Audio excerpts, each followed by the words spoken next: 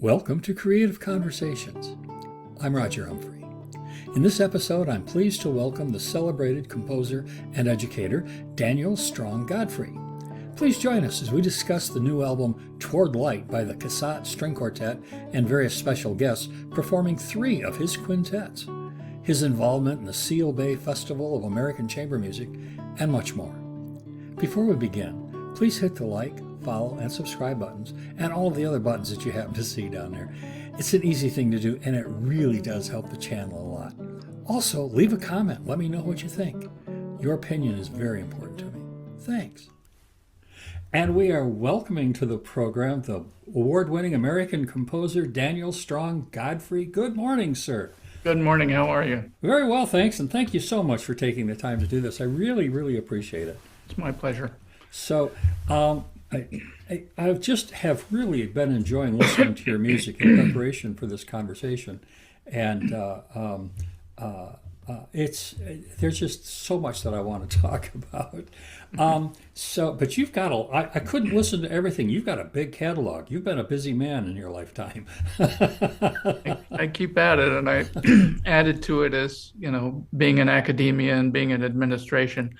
I'm gratefully retired at this point, so I hope to be busier than I was as far as being a composer. So yeah, doing this program for me is only possible because I'm kind of retired from everything else that I was doing.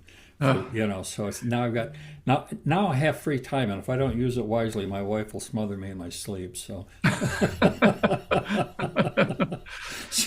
so anyway, I think before we get too deep here in some of the other things, you and I were talking off camera a moment ago about your style and your aesthetic. Could we kind of get into that a little bit? We'll just touch on that a little bit. Not sure. A lot. I mean, the music that I'm hearing is very listenable. I think if some contemporary music can be a little jarring to the untrained ear, but yours doesn't seem to be. Yours is very easy to listen to. Well, I even though some of my contemporaries would frown, I take that as a compliment.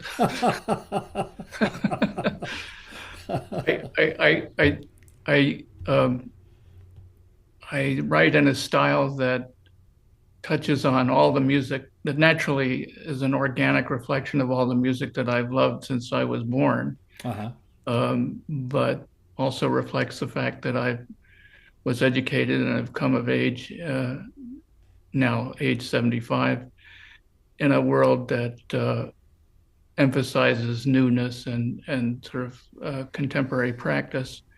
And all of that is in the blender that comes out somehow through, the personality of how I write. I know that there was I'm a guitar guy. There was a classical guitarist named John Duart, English guy. He's passed away a few years ago now. Wrote a lot of stuff. And somebody once asked him how he was hoping that he would be remembered in posterity, how people would remember him.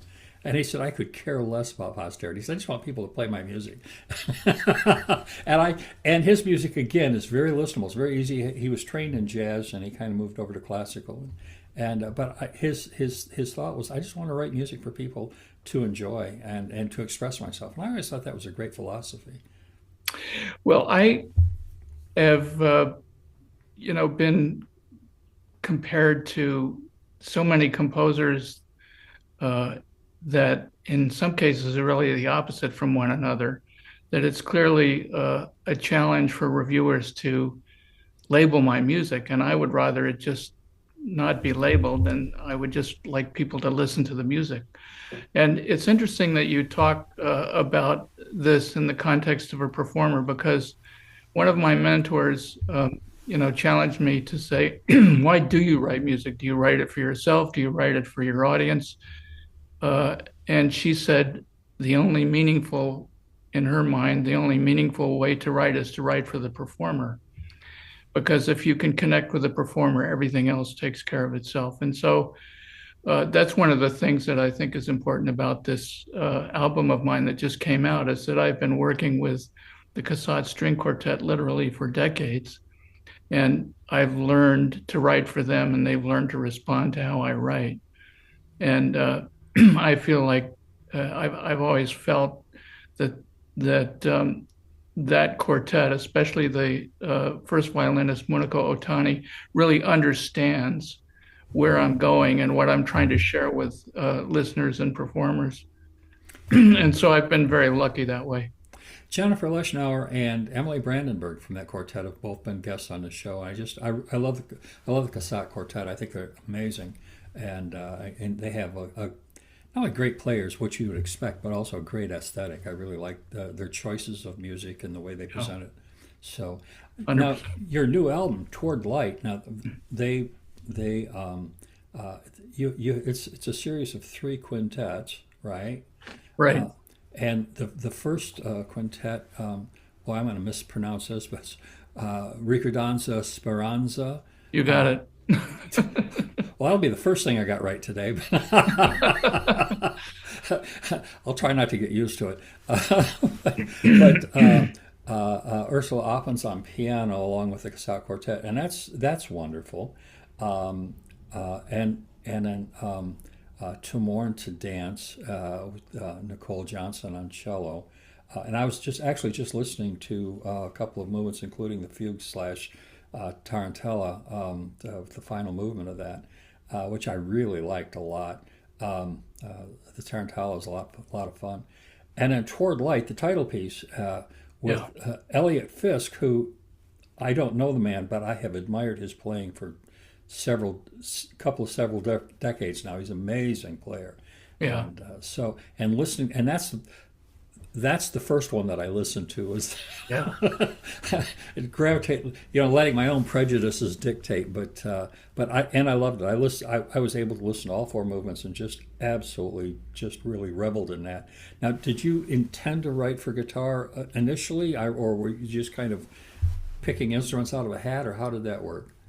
Well, when I was chair of music in Northeastern, I interacted with with faculty and administration at the New England Conservatory on several occasions on a variety of for a variety of purposes, because literally the New England Conservatory is a 10-minute walk from my office at Northeastern University.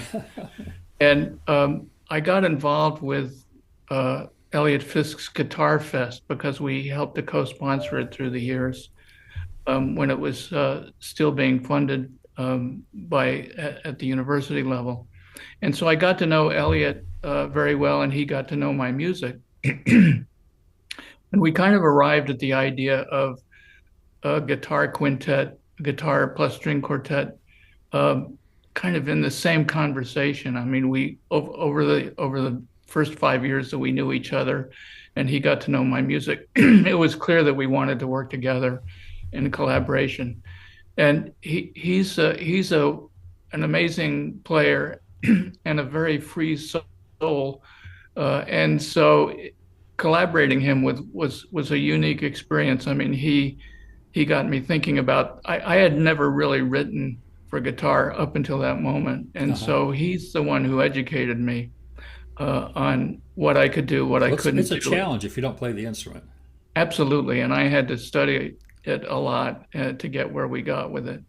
And the cadenza in particular, I mean, mainly I got my way, but he introduced textures and flourishes that I would not have known about no matter how hard I studied. And a lot of them are just unique to his technique.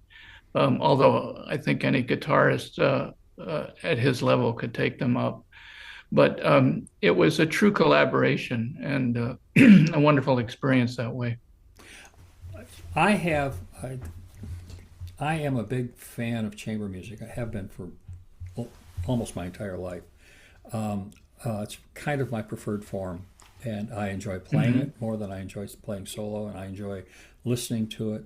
I love everything. I'm sure everybody does, but that has kind of a special spot for me. One of Mm-hmm. my complaints with guitar is it is very rarely included, and should be, but it's very rarely included in the chamber setting, other than as an accompaniment instrument or in multiple guitars, guitar duo, guitar trio, something like that. And you were able to just absolutely nail it. I mean, boy, you pushed all my buttons with that one. Uh, and because the guitar really is an equal member of the ensemble. It's not better than, it's not worse than, it's not above or below. It is on equal footing with every other member of that group, and the music fits so well. It's just very well written, and that's a rare thing. I don't hear that very often. Well, I had a great tutor in Elliott, and I think one of the things that speaks to that is that at the premiere, which was in Jordan Hall at the New England Conservatory, there was no amplification. There was no unique approach to recording. It all came out very well balanced, just because I think we really arrived at a place where we really understood how the ensemble and the soloist interacted. And the soloists in a lot of ways were just as important and had just as important things to convey as the soloist did. So they were really all on an equal footing. But he plays with so much personality that that was the factor that I really had to take into account. I mean, I had to have the soloist and the ensemble work together in a balanced way, but in a way that didn't repress the unique qualities of his playing. And it was a wonderfully educational experience to have to meet that challenge. I saw a video years ago.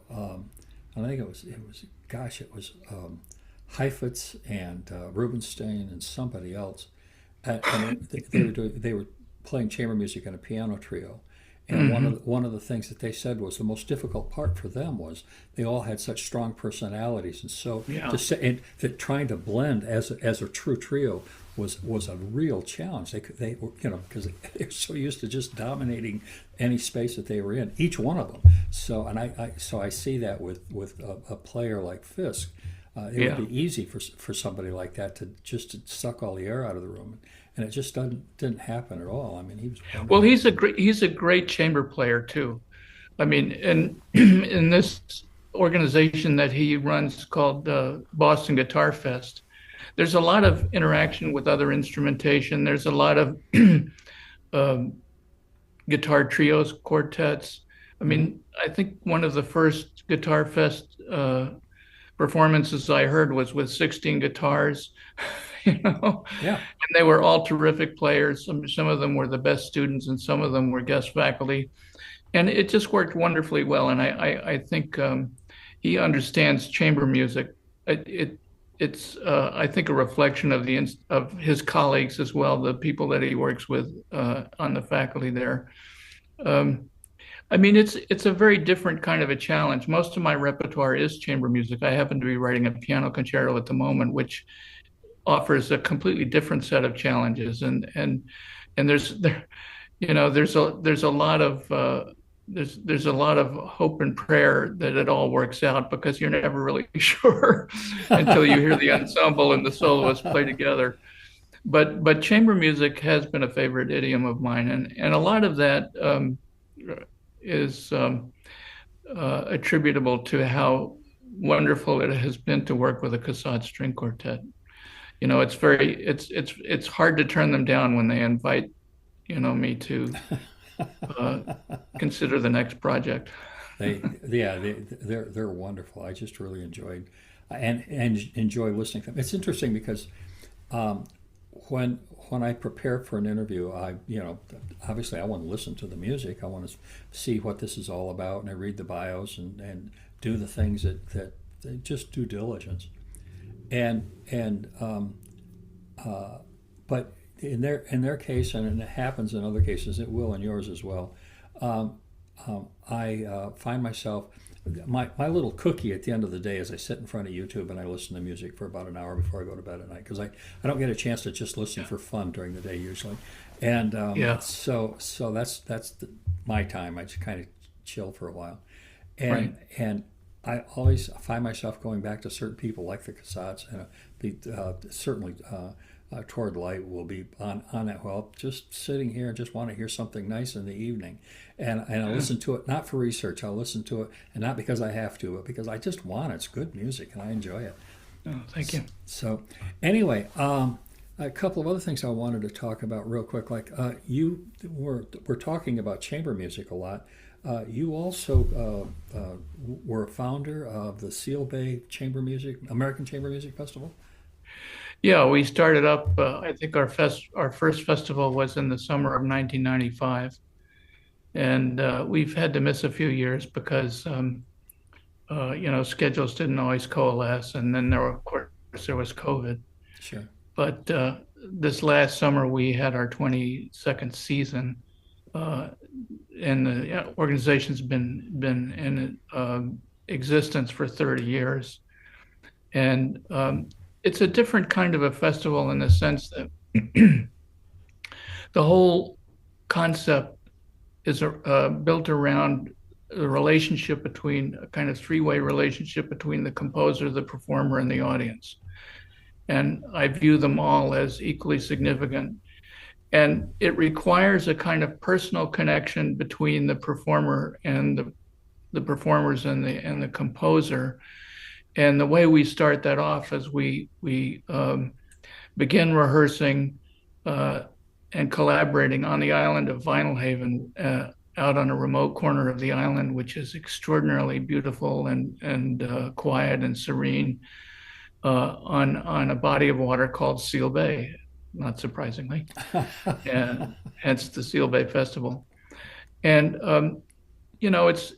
it's a lot of rehearsing, a lot of rigorous interaction in terms of the performers working with the composer to get everything just right, with recreational times in between. I kind of become a camp counselor, and I take people out on the water to look at the seals and to look at the more remote parts. I mean, the whole bay is protected by conservation easements, so it's all quite remote. But then people like to go into the town, which is about a 15-minute drive away at the south end of the island, which is village life. And, it's a fishing village. It's a lobster community. Ah. And so it's kind of a way of getting everybody into a certain psychological space. And then what we do is we perform on the island. We do a formal concert. We record our student fellows' music. We perform their music. We do a benefit concert for the school. And then we take it to the mainland and take the show on the road. And we start up in Belfast usually, and do a concert there, and then work our way down the coast and usually do a final concert in Portland at the Conservatory of Music, which is a community music school. But the Cassatt also does this wonderful thing where they do outreach concerts at retirement homes and children's museums and libraries and so on. And there are usually about 10 of those outreach concerts, which are, of course, free and open to all the listeners. And so but they're performed with the same rigor and the same commitment to making new music a personal and human experience, as the more formal concerts are. And so the whole idea is to put a human face on what composers are doing today. And you have this remarkable experience of a lot of repertoires. Some of our repertoire is really quite challenging. I mean, it's contemporary repertoire. Right. There's a lot of aleatory, a lot of dissonance, a lot of experimentation. But the audience is just as engaged with that music as they are with stuff that you and I might call more listenable. It's all part of one kind of mosaic of aesthetics that we present in these concerts. And because it's so personal and because it's performed with such urgency and immediacy, people respond to all of the music, not just to the more quote unquote conservative repertoire. So it's really a way of connecting people to what's going on in the world of so-called classical music right now and today, so that it has a more immediate relevance for them. Now, do you find finding an audience challenging at all, or are you okay in that regard? We used to find it challenging when we did it earlier in the year. We used to hold the festival in the early part of June. And we did that in part so that we could overlap with school programs, but we found that we can get young people involved in a whole variety of ways, even when um, doing the concerts in late July and early August. And at that point, there's absolutely no problem finding an audience. I mean, we've had full houses in Belfast and in Portland, um, and uh, and good sizable audiences on the island of Vinyl Haven. And this last year, for example, we did a children's concert during the day in the Waterman Center on North Haven, which you know which attracted a lot of younger listeners. So we have not had the challenge that you might expect with contemporary music. I think, especially after 4th of July and right on through Labor Day, you have a really broad mix of constituencies, including year-rounders and summer visitors, that makes for solid audience participation. That's marvelous. That's marvelous. It's those are things that warm my heart to know that there's an audience. It's difficult, I think, to get people used to listening to things outside of the mainstream. Yeah. The comment that I've made over and over and over again is that popular music tends to just dominate, and it's popular for a reason. People like it a lot, and it's easy to digest. It's like ice cream, you know. Yeah. Any child would rather have ice cream rather than a pork chop, vegetables. you know. Well, we prepare our vegetables well, so they're tasty. That's funny. So now that's that festival. Now, you're getting performed in other places around the country and around the world, though, aren't you? I mean, that's got to be a challenge too for a composer. I mean, you got to get performed. I mean, that's. I've been doing well. It was a lot easier for a variety of reasons. I went to Boston and became chair of music at Northeastern, and a lot of it was because Northeastern has a really interesting educational model in general, and that includes the arts. And I needed to be in the Boston area for family reasons as well. And so that was a wonderful opportunity, and I had a great time working through my 8-year contract as chair. But it's very difficult to keep an active career going when you're an administrator, especially at a place like Northeastern, which is so intense. I mean, Northeastern has a kind of disruptive educational model that requires everybody to be thinking and creating and collaborating with pedal to the metal, 24/7 for 12 months of the year. And it was enormously gratifying for me, but it means that I've had to reconnect gradually with more and more of my previous collaborators and sort of get back into the swing of things as a composer. But I had a really good professional background to base that on, and so I'm lucky. I mean, I've had a great time as a composer. It's been really rewarding, and I'm looking forward to many years more as long as I can survive physically. I can't speak for you. I know for me, that's a daily thing. I'm wondering. Absolutely. Yeah. Carl Reiner used to say that first thing he did in the morning he'd open the paper and look in obituaries, and if his name wasn't in it, then he would have breakfast. That's right. Which I think it's pretty good philosophy, actually. Yeah, I can relate to that. Yeah. So. Well, you say you've got you're in the midst of writing a concerto now. Do you have a soloist already in mind? Are you writing for somebody specifically? Well, the premiere's on March 15th in the Psy Performance Center at Boston University. The soloist is the Grammy-winning Gloria Chang, who is on the faculty at UCLA. Wow. And the orchestra is a new music-focused orchestra in Boston, the New England Philharmonic. Uh, and um, and the conductor, Chan Wei Nig, is a brilliant man and a great collaborator. And so I'm just putting the finishing touches on the last movement. And Gloria Chang has already been working on the first two movements. And so I'm looking forward to the collaboration. Again, the premiere is on March 15th. So, Well, maybe we can touch base between now and then. I have a blog. I'll put in a little plug for myself here. I have a blog that is an extension of the podcast, and it allows me to let people know what my guests are up to and when they're up to it, kind of thing. So I put in there different things. Comes out weekly, so we can talk more about that shortly. Well, the New England Philharmonic is a great ensemble. I mean, I think they do a wonderful they play a wonderful role in keeping recent orchestra music alive.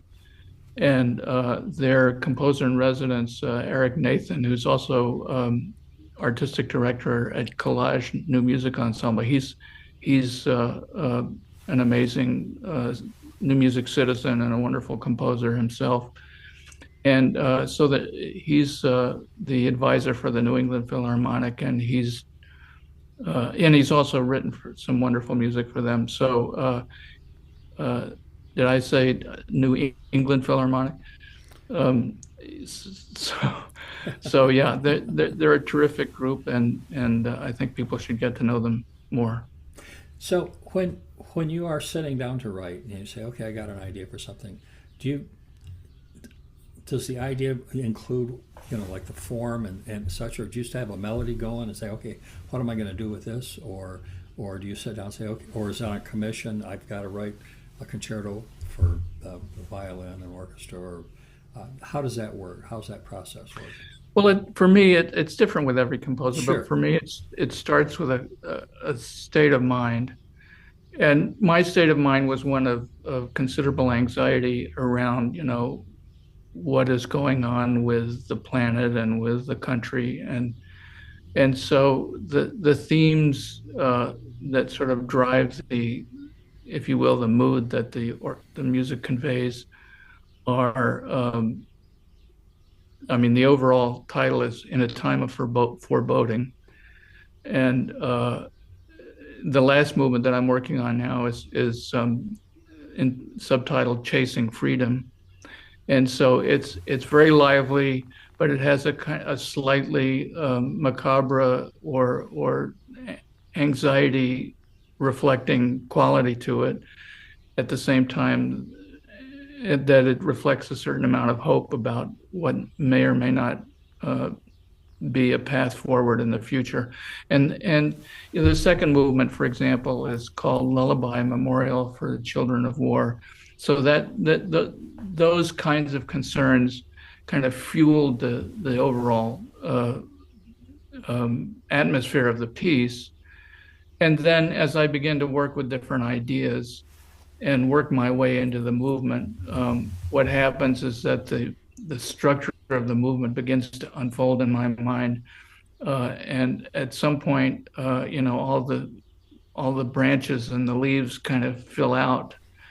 And then what often happens is that I have to go back and adjust everything or rearrange things or edit out and edit in certain things so that the result is a shape that makes sense to me and that I feel like I can share with listeners. That makes sense. So, and one last thing I wanted to talk about real quick, like you wrote a book, Music Since 1945. Right. Is that a textbook or it is it's a textbook. It's out of date now because it was published in the early to mid 90s. Oh. With my late co-author, Elliot Schwartz. And it is a textbook that's been used a lot. I was once giving a series of talks at different institutions in London. This was about 20 years ago. And everywhere I went, they said, "Oh, our teacher, my advisor had me read this book in preparation for my comprehensive exams." So it kind of it's an attempt, at least up through about 95, to make music, uh, contemporary post-war developments in contemporary music, apprehendable but uh, understandable and clear to listeners that are, sorry, to readers that would include people like graduate students who know nothing about contemporary music, or undergraduates who are taking a course on post-war music. And it would be difficult to follow up. I mean, I thought about new editions, a second edition. Elliot Schwartz and I were planning one until, unfortunately, he died of cancer, and that about 10 years ago. And the other thing that makes it difficult is that the boundaries and definitions and interactions between styles and between artists of various backgrounds have blended and overlapped so dramatically that even defining what constitutes American music, let alone contemporary music, would be very difficult to define in some really apprehendable way. And I'm not sure I'm up to the challenge, but also I think it's more important for me at this stage of my life to be writing my own music instead of writing about other people's music. Well, I was wondering, World War II seemed to be a defining moment. The pre and post war years for classical music, and the post war, and a lot of things have changed. I'm wondering if you think we're going to see a similar break in history pre and post pandemic in the arts, and whether or not that had any kind of an effect, or you think will have any kind of an effect on compositional styles and the way we listen to music and just the way we absorb the arts in general. Well, we're in a time of great uncertainty and upheaval. Right. It and I felt this very much, in terms of the kind of course content that I had to find a way to support after the George Floyd murder, for example.